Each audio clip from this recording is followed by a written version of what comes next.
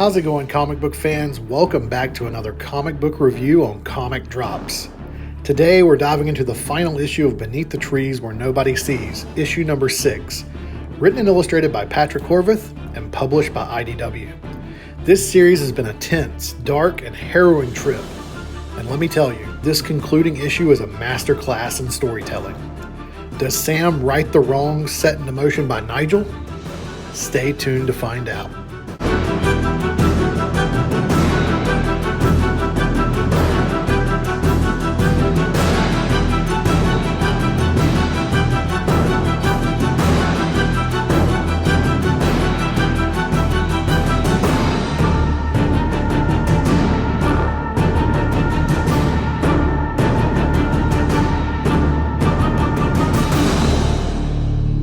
First, let's talk about the narrative of Beneath the Trees Where Nobody Sees, issue number 6.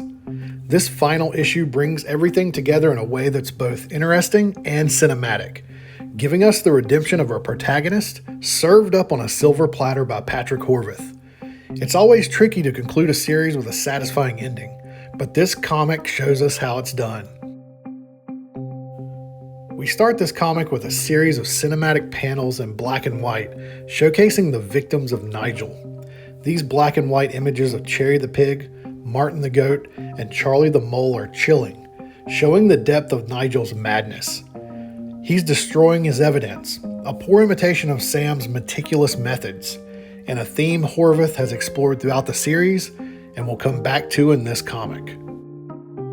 Afterwards, the tension ramps up as Nigel spots a child playing alone in a park. It's a tense moment, knowing what he's capable of.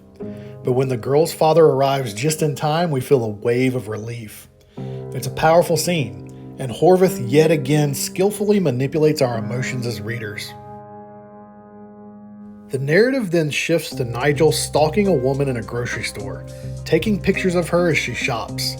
The suspense is palpable, and it's a perfect example of Horvath's ability to build tension. Nigel's charm, his calm demeanor, it's all a facade for the predator he truly is. This sequence really nails the unsettling nature of his character.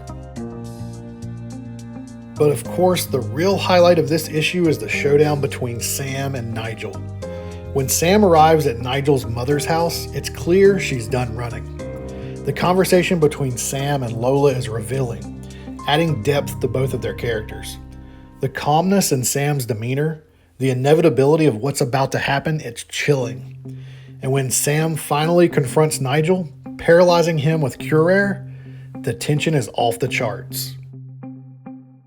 Sam's cold, calculated explanation about how she's going to get away with murder, while Nigel lies helpless, is a masterclass in suspenseful storytelling. The contrast between her calmness and the horrific actions she's taking is striking. The final moments where Sam calmly pulls the trigger of the gun against Nigel's head solidify this as one of the most intense and satisfying conclusions to a comic series I've read in a long time. In the end, Woodbrook returns to normal, but the scars of what happened will remain. Sam's final interactions with the citizens, especially the sheriff, where he asks for her endorsement for sheriff in the upcoming election, show how she's regained control. This issue ties up the narrative in a way that feels both cathartic and inevitable. It's storytelling at its finest. Now let's discuss the visuals of Beneath the Trees Where Nobody Sees, issue number 6. Patrick Horvath has outdone himself again with the visuals in this issue.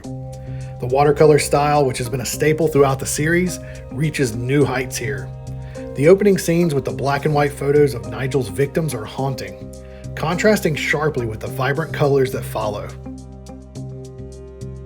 The grocery store scene, where Nigel stalks his prey, is a visual standout. The way Horvath uses the store's aisles to create a sense of confinement, trapping both the character and the reader in this unsettling situation, is brilliant.